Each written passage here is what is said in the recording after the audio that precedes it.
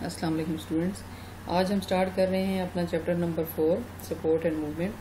आपको पता है कि लिविंग थिंग्स की एक ये प्रॉपर्टी है कि वो मूव करते हैं और जिस वक्त लिविंग ऑर्गेनिज्म जो हैं वो ज़मीन के ऊपर रह रहे होते हैं तो वहाँ पे जो उनकी मूवमेंट है वो ज़्यादा मुश्किल होती है और बनिस्बत पानी में रहने वाले एनिमल्स के। और जो प्लांट्स और एनिमल्स जो हैं ये चूँकि दो टाइप्स हैं लिविंग ऑर्गेनिजम्स की, तो इनमें जो मूवमेंट है वो डिफरेंट है थोड़ी सी। एनिमल्स जो हैं उनमें मूवमेंट जो है वो कहलाती है लोकोमोशन, यानी movement from one place to another, जिसमें पूरी की पूरी बॉडी उनकी एक जगह से दूसरी जगह मूव करती है।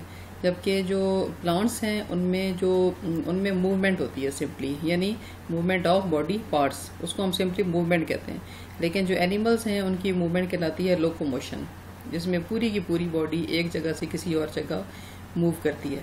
तो इस तरह की जो मूवमेंट है यानी जो लोकोमोशन है, ये जो सिंपल जो छोटे प्लांट्स है यूनिसेलुलर उनमें तो होती है, लेकिन जो बड़े जो प्लांट्स हैं उनमें लोकोमोशन नहीं पाई जाती, उनमें सिर्फ उनकी बॉडी पार्ट्स मूव करते हैं।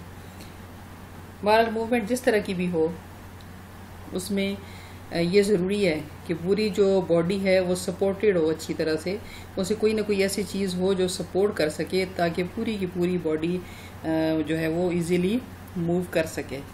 अब जो ह्यूमन बीइंग्स हैं अगर हम उनमें देखें मूवमेंट, तो उसमें जो मूवमेंट है वो होती है with the help of a skeleton. तो उसमें एक स्केलेटल सिस्टम होता है पूरा, जिसमें बोन्स होती हैं और उसके साथ जो है वो अटैच होती हैं और ख़ास किस्म की स्ट्रक्चर्स बनाती हैं जिसको हम कहते हैं स्केलेटन।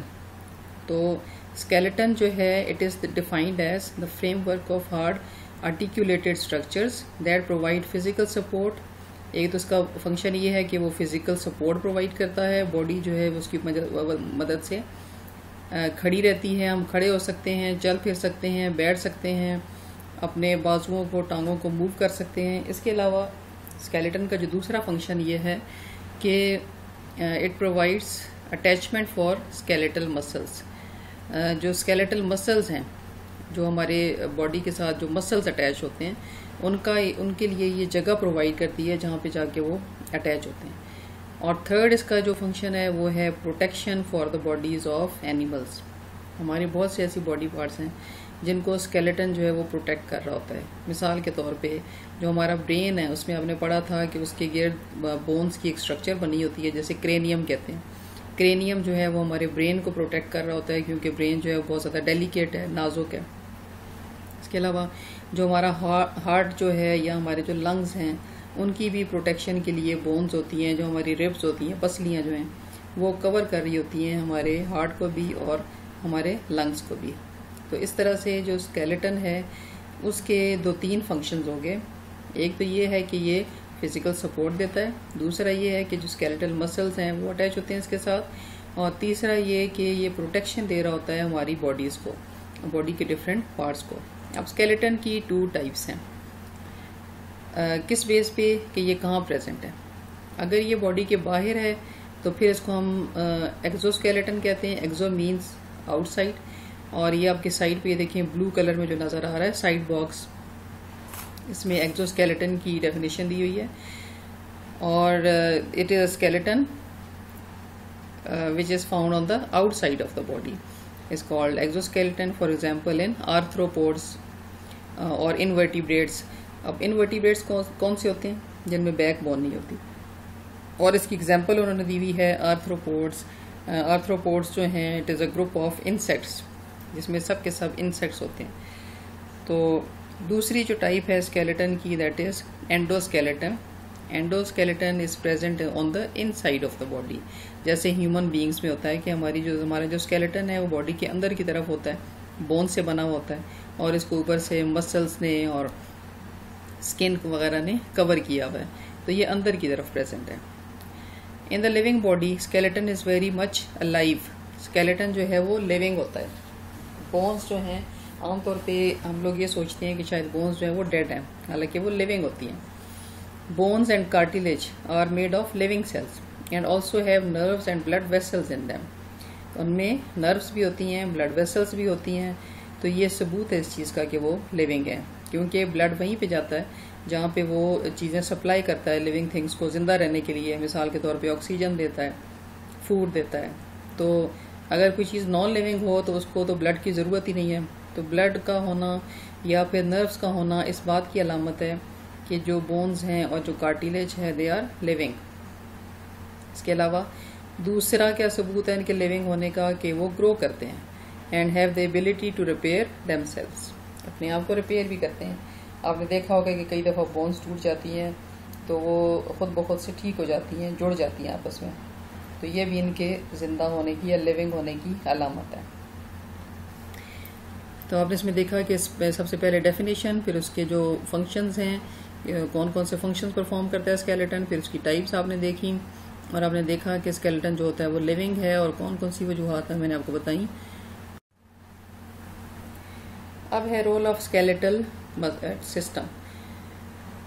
स्केलेटल सिस्टम के अभी भी आपने पीछे भी फंक्शंस पढ़े। प्रोटेक्शन देता है, सपोर्ट देता है और इसकी मदद से हम मूव करते हैं। अब जो स्केलेटल सिस्टम है हमारा, जिसमें पूरा स्केलेटन हमारा प्रेजेंट है, वो खुद ब खुद से मूव नहीं कर सकता, बल्कि उसके साथ जो है वो मसल्स अटैच होते हैं। तो मसल्स जो हैं वो इस स्केलेटन को मूव करने में हेल्प करते हैं। यानी स्केलेटन खुद से मूव करने के काबिल नहीं है जब तक इसके साथ मसल्स अटैच ना हो। तो दूसरा जो फंक्शन है इसका वो क्या है, प्रोटेक्शन। तो जैसे मैंने पहले एग्जांपल आपको दी कि skull protects brain, vertebral column protects spinal cord, ribs protect most of our other internal organs, vertebral column जो है it also supports the main support to our body mass. ये हमें पूरी जो बॉडी है हमारी उसको सपोर्ट करने में हेल्प करता है। हम इसकी मदद से खड़े रहते हैं, चलते हैं इजीली। तो ये तो हो गया इसके रोल। अब जो हमारे स्केलेटल सिस्टम है इसमें दो मेन चीज़ें हैं, बोन है और कार्टिलेज है। तो बोन जो है ये तो बहुत ज़्यादा हार्ड होती है और अंदर की तरफ प्रेजेंट होती है और आमतौर पे इसके साथ जो है वो जुड़ी हुई होती है कार्टिलेज। और जो कार्टिलेज है वो एक तरह से इसको सपोर्ट भी दे रही होती है, कई जगहों पे प्रोटेक्शन दे रही होती है, क्योंकि ये बहुत ज़्यादा फ्लेक्सिबल होती है और सॉफ्टर होती है देन बोन। तो इस वजह से ये दोनों मिल के जो है वो पूरा स्केलेटल सिस्टम बना रहे होते हैं। तो पहले हम पढ़ेंगे कार्टिलेज के बारे में कि कार्टिलेज की क्या स्ट्रक्चर है, वो कैसे अपना फंक्शन परफॉर्म करती है। सबसे पहले कार्टिलेज है क्या चीज़। Cartilage is a dense clear blue white firm connective tissue.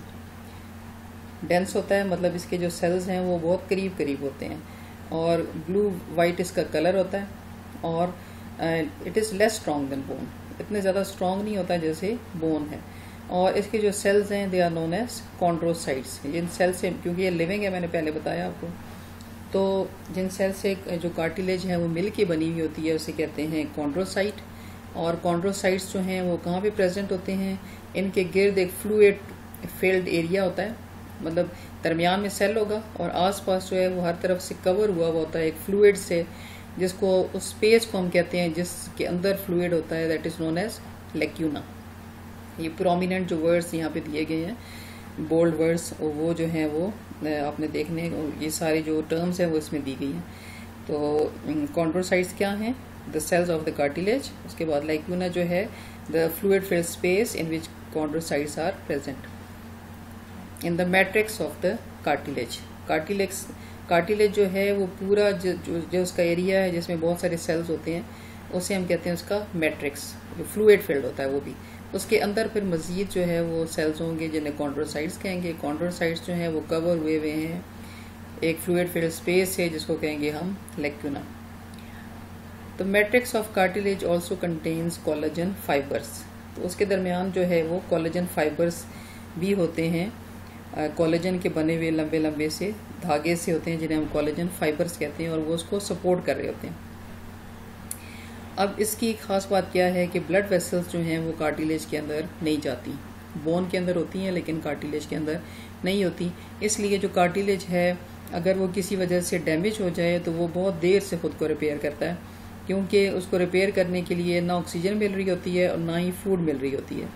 तो इस वजह से उसको खुद को रिपेयर करने में बहुत टाइम लगता है। अब हम देखेंगे इसकी डिफरेंट टाइप्स, कार्टिलेज की कौन सी डिफरेंट टाइप्स है। जो डायग्राम नीचे दी हुई है इसमें आपको कॉन्ड्रोसाइट्स जो हैं वो नज़र आ रहे हैं इसके अलावा उसका मैट्रिक्स नज़र आ रहा है, जितना भी ऑरेंज से कलर का, ये ब्राउन से कलर का बीच में स्पेस है, ये पूरा उसका मैट्रिक्स है। और ये जो ब्लैकिश से हैं ये हैं कॉन्ड्रोसाइट्स, ये सेल्स ऑफ द कार्टिलेज। अब हम देखेंगे इसकी डिफरेंट टाइप्स।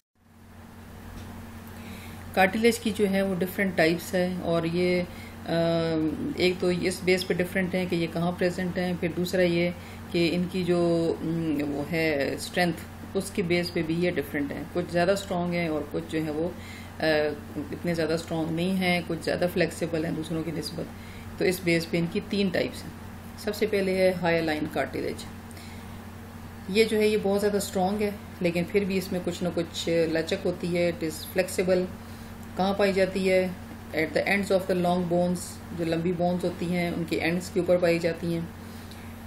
इसके अलावा नोज़ के अंदर, लेरिंग्स में, ट्रैकिया में आपने पढ़ा था कि उसमें रिंग्स होते हैं, सी शेप कार्टिलेजिनस रिंग्स, तो वो जो हैं वो भी इससे बने हुए होते हैं, हायालाइन कार्टिलेज से। और जो ब्रोंकियल ट्यूब्स होती हैं हमारी, उनके अंदर भी होते हैं। दूसरी है इलास्टिक कार्टिलेज।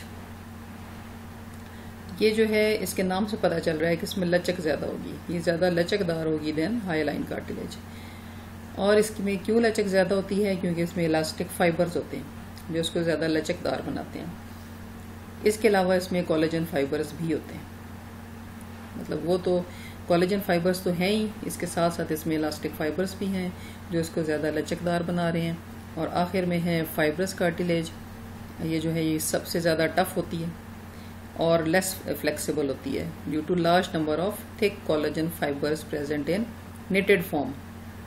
क्योंकि इसमें ये क्यों ज़्यादा टफ है, स्ट्रॉन्ग है? क्योंकि इसमें जो कोलेजन फाइबर्स हैं वो हैं, लेकिन दूसरों की निस्बत बहुत ज़्यादा थिक हैं, और दूसरा वो निटेड मतलब बुने हुए हैं एक दूसरे के अंदर, तो उसकी वजह से वो उसको ज़्यादा स्ट्रेंथ दे रहे हैं। अगर वो एक दूसरे के ऊपर सिंपली पड़े हुए होते, लेयर्स बनी हुई होती हैं, तो वो इतने स्ट्रॉन्ग शायद ना होते। लेकिन चूंकि वो एक दूसरे के अंदर बुने हुए हैं, जैसे वो कपड़ा बुना हुआ होता है धागे से, तो बिल्कुल इस तरह से वो बुने हुए होते हैं, इसलिए वो ज़्यादा उसको स्ट्रॉन्ग बना देते हैं। It is found in vertebral discs. जो डिस्क्स होती हैं हमारी वर्टेब्रल कॉलम की, उसके दरमियान ये पाए जाते हैं, और इसको ये स्ट्रेंथ देते हैं और हार्डनेस देते हैं। यहाँ पे आपको सामने डायग्राम में कार्टिलेज की टाइप्स डिफरेंट नज़र आ रही हैं। सबसे पहले एपिग्लोटिस की जो है वो हायालाइन कार्टिलेज है, लेरिंग्स की भी हायालाइन कार्टिलेज होगी, और ट्रेकिया जो है, ट्रेकिया में अभी आपने देखा कि उसमें भी वो भी हायालाइन कार्टिलेज से बनी हुई होती है। तो यहाँ पे 3 टाइप्स जो हैं वो बताई गई हैं, और ये बहुत इंपॉर्टेंट हैं, तकरीबन हर पेपर में ये हर साल आती हैं। इसके बाद जो नेक्स्ट जो है जो कंपोनेंट है हमारे स्केलेटल सिस्टम का, वो है बोन। अब बोन जो है ये ज़्यादा हार्ड है than the cartilage. Bones not only move, support and protect the various parts of the body, but also produce red and white blood cells and store minerals. अब बोन्स जो है ये ना सिर्फ सपोर्ट दे रहे होते हैं, मूव कर रहे होते हैं, और प्रोटेक्शन दे रहे होते हैं, जो आपने पीछे स्केलेटल सिस्टम के फंक्शंस में पढ़ा, लेकिन इसके अलावा ये एक्स्ट्रा फंक्शंस भी और बहुत इंपॉर्टेंट फंक्शंस परफॉर्म करते हैं, क्योंकि इनके अंदर रेड और वाइट ब्लड सेल्स बन रहे होते हैं। दोनों जो सेल्स हैं ये बोन के अंदर बनते हैं, और दूसरे जो है इनका फंक्शन कि ये मिनरल्स को स्टोर कर रहे होते हैं अपने अंदर। तो इनके 2 फंक्शन जो हैं वो एक्स्ट्रा हैं जो कार्टिलेज परफॉर्म नहीं कर रही होती। तो इनके एक तरह से 5 फंक्शंस हो गए: protection, support, movement, production of red and white blood cells and storage of minerals. अब हम देखेंगे कि बोन की इंटरनल स्ट्रक्चर क्या होती है। बोन जो है इसकी एक आउटर कवरिंग होती है और एक इनर जो है इसके पार्ट होता है। जो आउटर कवरिंग है वो हार्ड है, उसे हम कहते हैं कॉम्पैक्ट बोन। कॉम्पैक्ट क्यों कहते हैं? क्योंकि इसमें जो सेल्स हैं वो बहुत ज़्यादा करीब करीब होते हैं। तो कोई भी चीज़ जो इस तरह से बनी हुई हो कि जिसमें बहुत ज़्यादा कोई चीज़ करीब करीब हो, तो उसे हम कहते हैं कि वो कॉम्पैक्ट है। तो ये जो है बाहर की तरफ बहुत ज़्यादा थिक कह सकते हैं आप, थिक जो है वो बोन प्रेजेंट होती है, जिसे हम कहते हैं कॉम्पैक्ट बोन। अभी मैं आपको इसकी डायग्राम दिखाऊंगी। लेकिन जो इंटीरियर ऑफ द बोन है it is soft and porous. एक तो अंदर की तरफ जो बोन है वो सॉफ्ट है, दूसरा पोर्स है उसके अंदर, जैसे इसलिए उसको हम कहते हैं कि वो पोरस है। It is called spongy bone. जिस तरह स्पंज के अंदर छोटे छोटे सुराख होते हैं ना, बिल्कुल इस तरह से जो बोन का अंदर वाला पोर्शन है दैट इज़ स्पंजी। अब जो स्पंजी बोन है ये क्यों है, इस तरह से क्यों बनाई गई है?